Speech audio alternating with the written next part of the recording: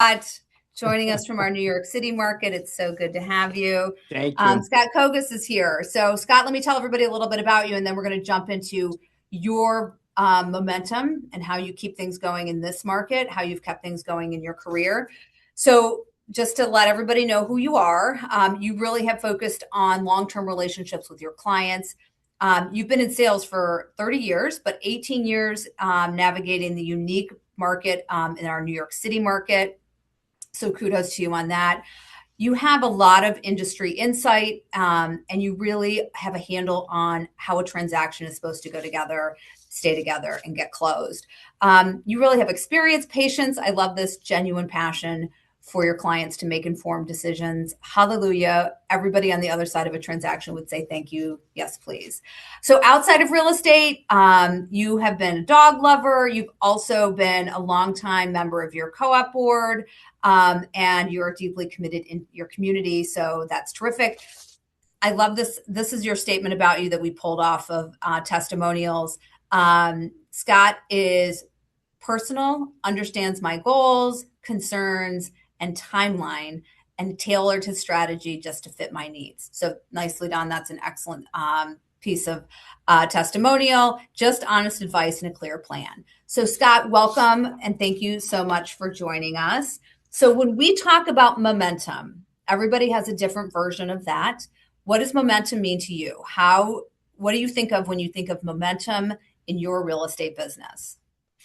Well, again, good morning. Thanks for having me here and being a part of this. To me, momentum is I have to create the momentum. I cannot wait.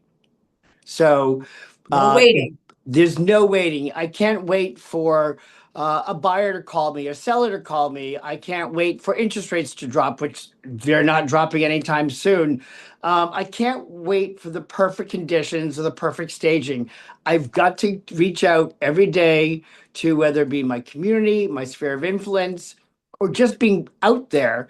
And some people say, well, okay, that just sounds too like out there. But we were talking about this before. When I go to coffee in the morning, I may just objectively say to the coffee guy or gal, do me a favor, the next 5 people's coffees are on me.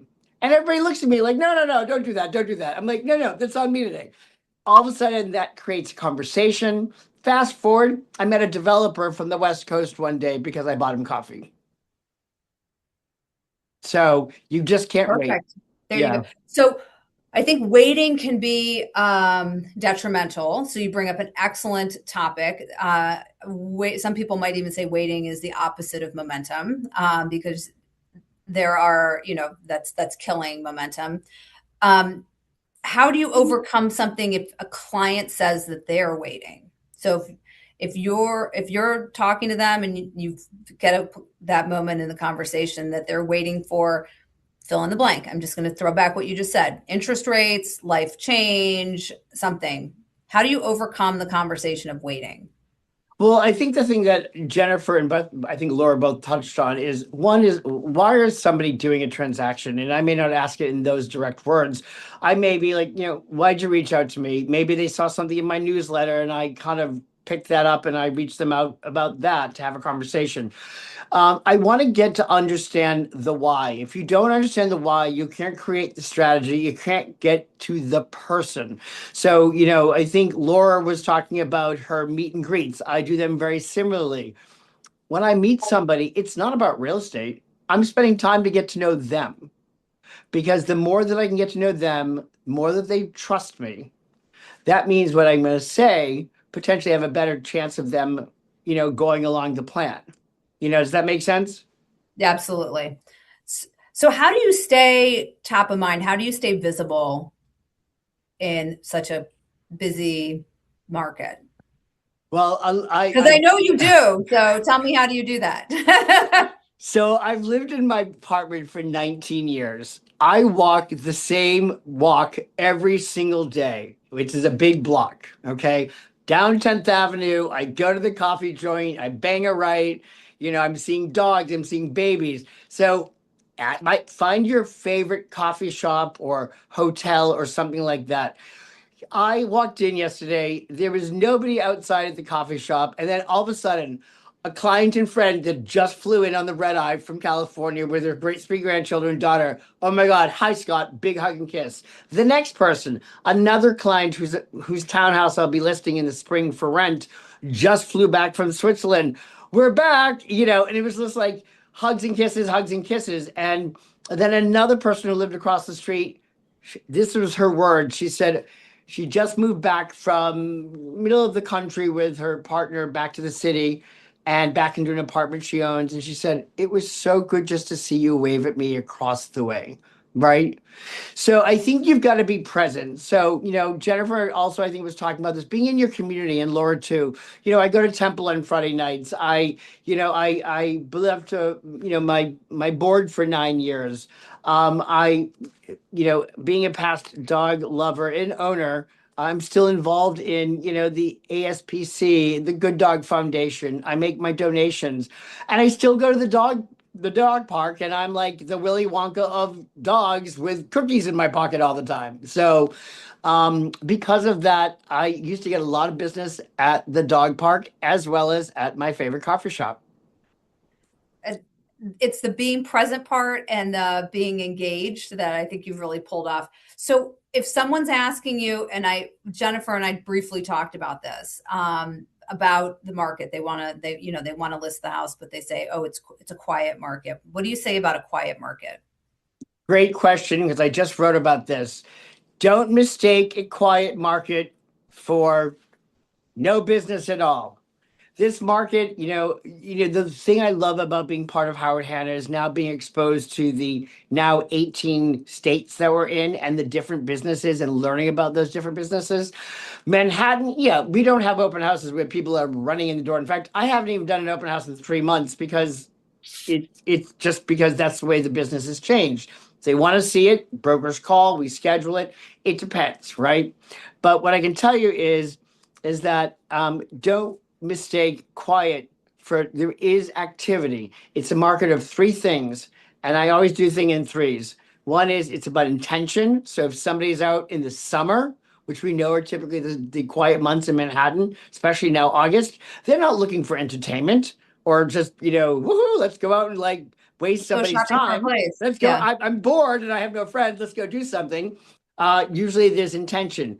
Could be emotional, upsizing, or could be things very simple. School timing. I mean, July was very busy, and so is at the tail end of June because schools start, literally some of them are going back next week. And I know even though Labor Day is late in September on the 7th, people are planning and scheduling.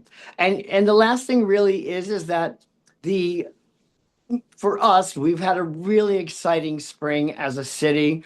The Knicks won. We had the World Cup here. June was, Pride Month. I mean, there was so much activity and excitement in the city. If you read the national news, it says that, Manhattan or New York City is dead. It's the opposite. Right now, on the average, you've got the luxury market, 4 million and above to us is our luxury market is, north of 26 to 30 units, if not more, a week going into contract. So don't mistake quiet for no business.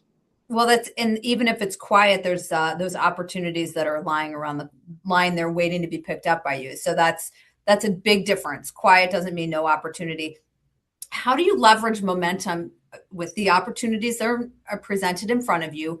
How would you leverage that momentum to get to more momentum? How do you get the momentum to compound? So I'm going to give you my quick acronym and then I'll give you an example. The three C's. You've heard about the three P's, people, process, and product. Okay. Well, my three C's are create, connect, and charge. Create, connect, charge. Okay, got So it. you got to create the momentum. Okay.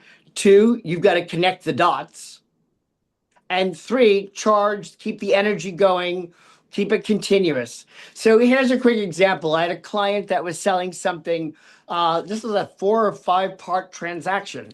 I had a client that was selling something on Cape Cod. I referred it to an agent. He then turned around to me and wanted to do a 10. They did a great job selling it. He turned around to me to buy something here in New York for a 1031 exchange. Oh, by the way, Scott, can you rent it out? We rented it out at above asking. It was a 1 bedroom in Hell's Kitchen. Uh, Somebody else in the building had a similar line at 5750. I went out at 6,000. We got north of 6,000 in 6 days.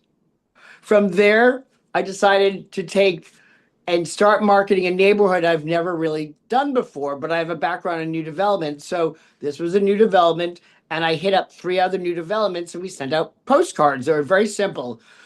In contract in 7 day, highest price in the building. We got a call.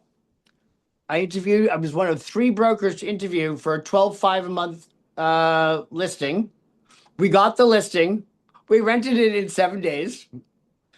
They're using three of our sources. And she says to me, you know what? You've made this so easy. And, when we go to sell or maybe buy something bigger, we'd love to continue to working with you.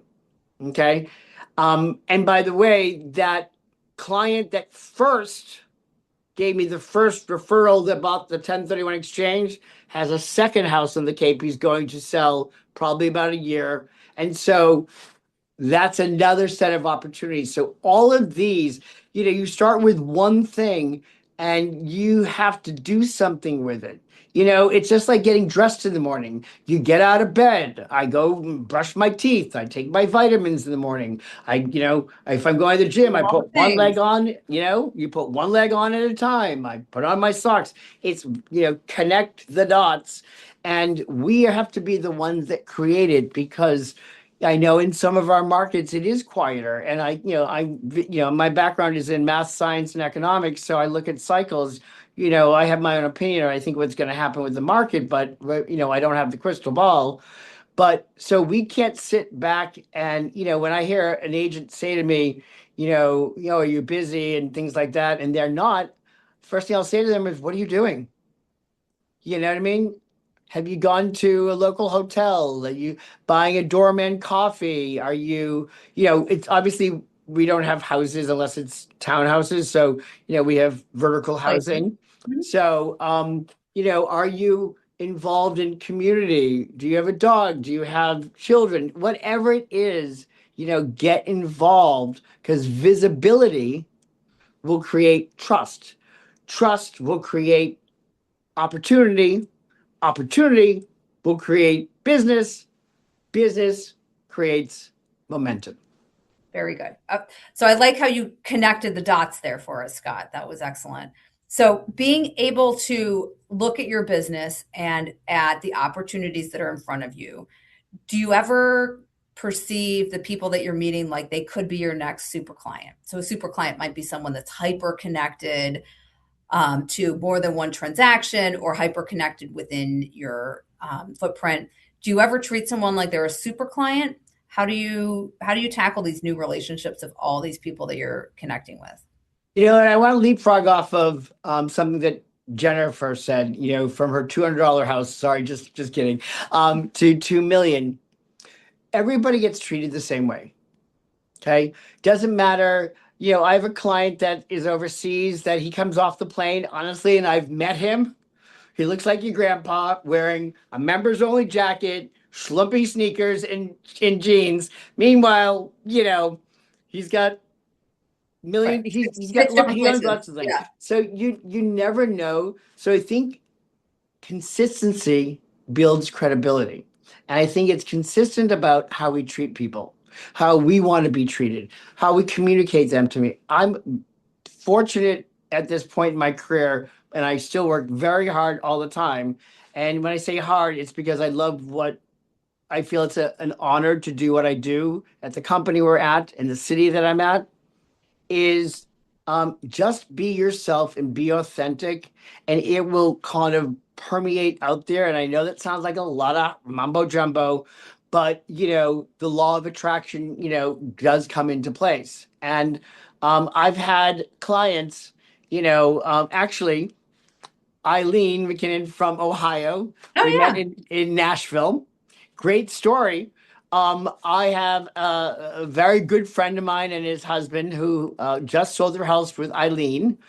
It actually, they lived in New York City, and I did four transactions in 10 years with them, different size apartments. Then they moved to Ohio.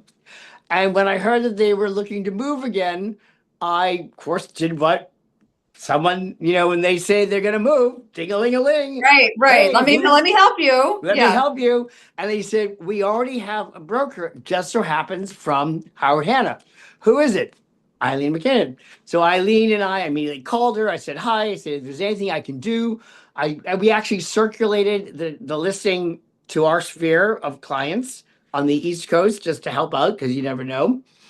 And then when I was in Nashville, I got a chance to meet her. So, you know, that was 4 transactions over 10 years, so, and they just kept coming back because they knew the way you started off was simply, which is my goal is to get to know you and dumb it down to really understanding your needs. And if I could share one other quick story that you just made me think about, I went to go pitch an apartment uptown, and I literally said this in front of the gentleman who's selling, and I don't have the listing yet. I do believe my feedback was that I'd be getting the listing. Is I looked at him and I said, you know what, so and so, something's bothering me, and I'm just gonna be forward. You don't want to sell right now, do you? And he looked at me, and I paused, and silence is golden. And he said, I don't. And I said, okay, tell me more. And what I learned is he just retired. They bought this as a pied a terre. They lived somewhere else in the country. His husband was using it because his husband's in the music world, so kept coming back here. But he's never got a chance to enjoy this home in New York City. And then it needs some work. And I said, you know what, so and so, I'm going to make a recommendation. Yes, I think you need to do this, this, and this. We need to paint it. We need to get rid of the furniture. We have to stage it. This is the pricing. I want you to enjoy the fall and the winter here in New York City. And when you're ready, we're going to connect in the spring, and we'll set up a timeline for you and figure out how to get it taken care of. And it's all of a sudden I saw this, his shoulders just dropped down to become more He relaxed. exhaled. Yeah. He felt that you saw him as a person. Right. Yeah, exactly. All right, Scott, this is terrific.